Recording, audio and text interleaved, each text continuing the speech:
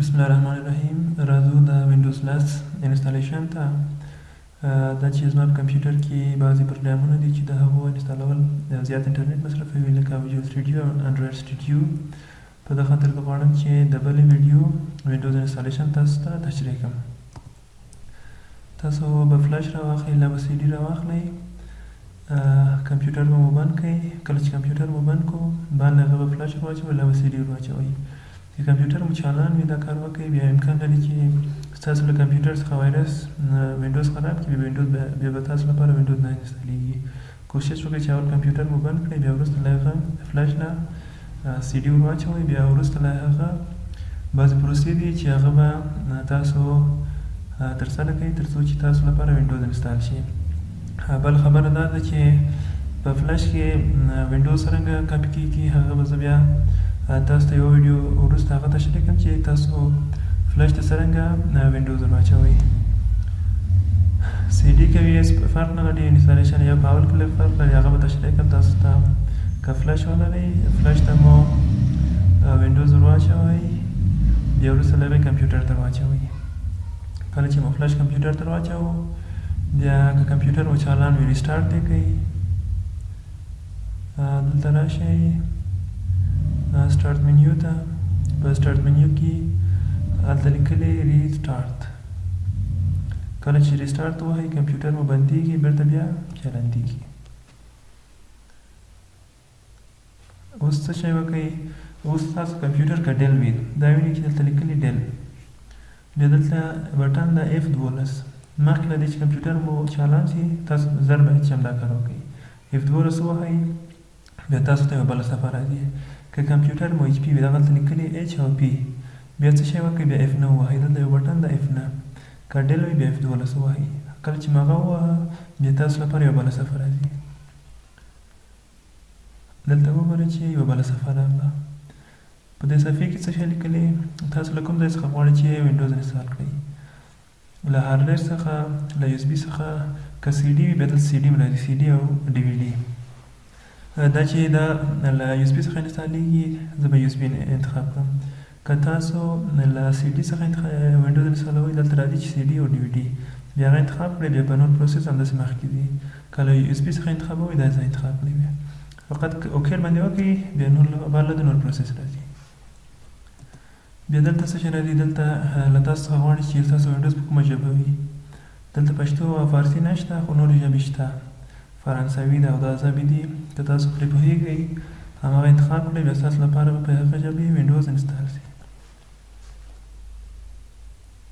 نیکسټ ووهئ، بیا دلته تاسو بل ځای راځي، دلته لیکلی انسټال ناو یا ریپیر. انسټال ناو که ووهئ ستاسو وینډوز انسټالیږي. بعضې وخت تاسو په وینډوز کې مشکل پیدا کېږي، تاسو مکمل وینډوز مه انسټالوئ.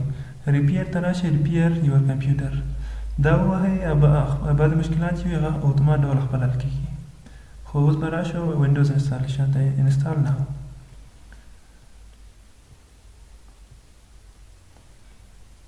اوس تاسو ته یو بله برخه راځي چې دا برخه چې راغله بیا تاسو ته به تشریح کړم.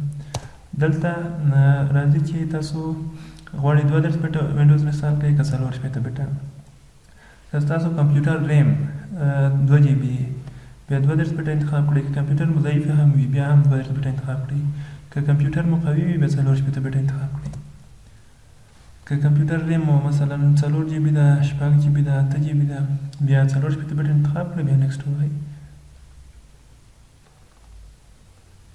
دلته لایسنس د وینډوز، که دا قبول نه کړئ بیا تاسو وینډوز نه انسټالیږي. دا د وینډوز قوانین دي چې تاسو حتما باید دا قبول کړئ، بعد هغه به نیکسټ ووهئ. د قبول کېدو لپاره دا ځای به چې ټیک مارک کړئ، دا برخه ټیک مارک کړئ، بیا نیکسټ ووهئ. بیا دلته تاسو ته دوه برخې راځي، تاسو په کوم ډول غواړئ وینډوز انسټال کړئ، په اپګریډ ډول که په کاسټم ډول. اپګریډ چې ده دا پیشرفته ده، شاید تاسو کمپیوټر سره بعضې شیان فرق وکړي. بیا کاسټم چې ده تاسو خپله هر شي کسټمایز کوئ او ستاسو کمپیوټر سره هم مطابقت لري دا برخې.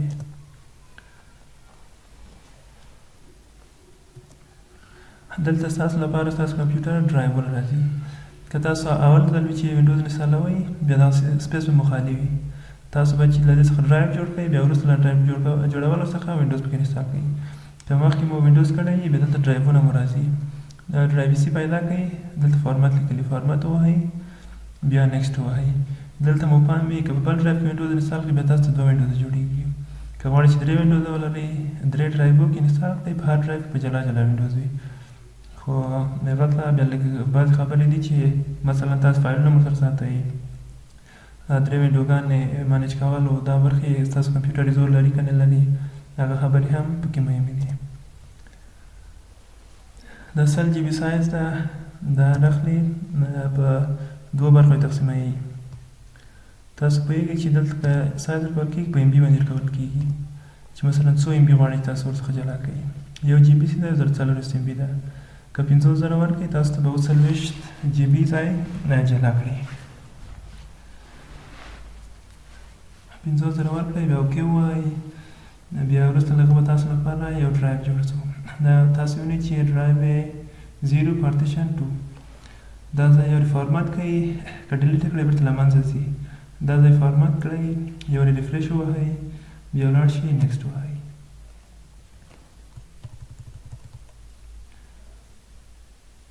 کله چې مو فارمات کړو بیا اماده کېږي چې وینډوز پکې انسټال شي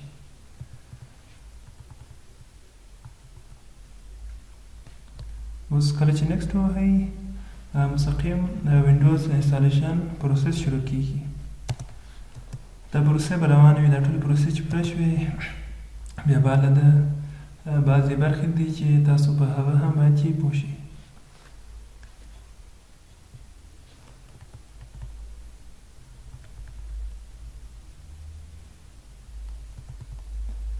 کوشش وکړئ چې کمپیوټر اخلئ SSD هارډ ډیسک ولري ځکه چې د هغه سرعت زیات وي او HDD هارډ ډیسکونه چې دي هغه ورو ورو له منځه ځي او د انسټالیشن په وخت کې ستاسو کمپیوټر شاید څو ځلې ریسټارټ وغواړي یعنې بند شي او بېرته اتومات چالان شي که تاسو ریسټارټ ووهئ خپل به ریسټارټ شي که نه یې خپل اتومات ریسټارټ کېږي بدون تاسو له اجازې څخه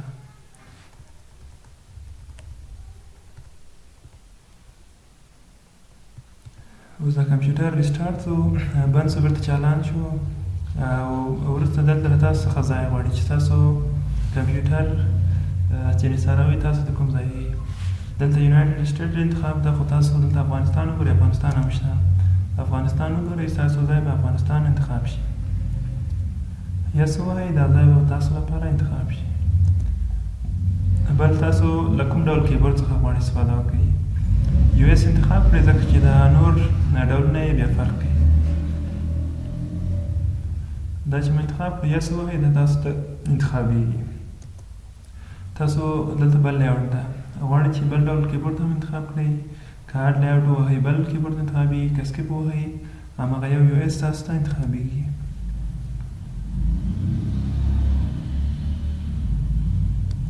دلته که تاسو انټرنیټ سره وصل یې بعضې کارونه دي چې هغه به تاسو ته د انټرنیټ له طریقه وشي که نه لرئ بیا دلته لیکلي ډاکومنټ کې ډونټ هاف انټرنیټ بیا دا ووهئ د دې ورډالۍ به همداسې تېر شي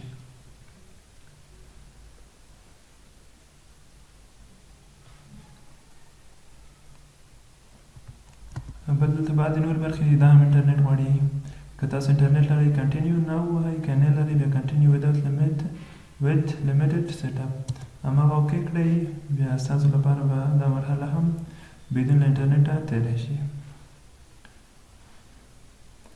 هماغه که انټرنیټ لرئ کنټینیو نه بیا ووهئ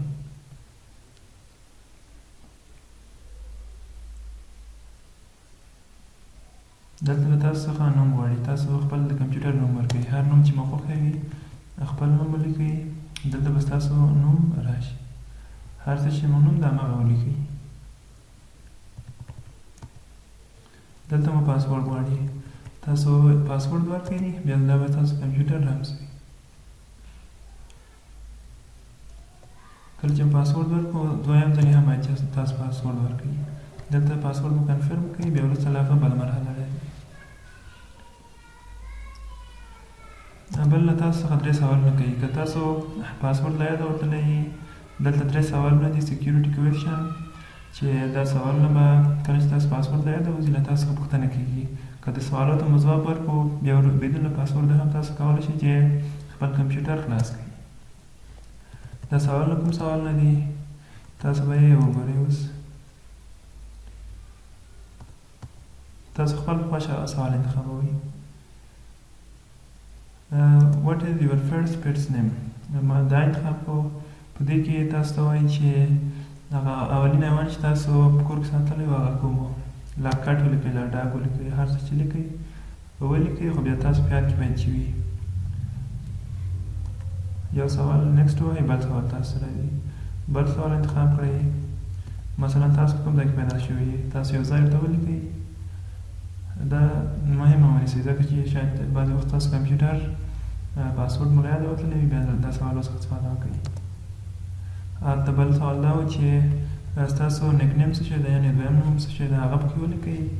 لا نور سوالونه دي هغه انتخاب کړئ. دا برخه ده، دلته به یس ووهئ. دا به یس کړو او بله برخه به راشي.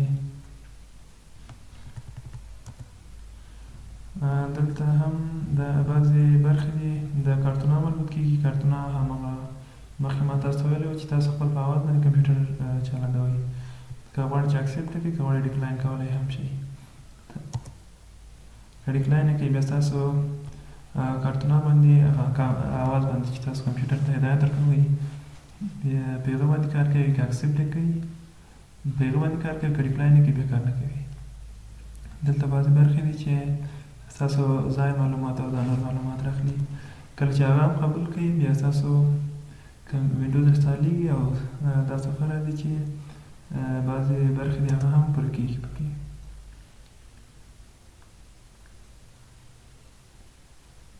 یا تاسو به لږ صبر وکړئ، کمپیوټر مو مه بندوئ تر څو چې تاسو کمپیوټر صفحه تاسو ته راشي. نو ټول مکمل پروسس ترسره شوی. اوس به تاسو ته خپل کمپیوټر راشي. دا وینډوز انسټال شو. اوس نور برخه تاسو پوهېږئ چې څرنګه ایکنونه راولئ او دا برخه مو په نور درسو کې لوستې وي.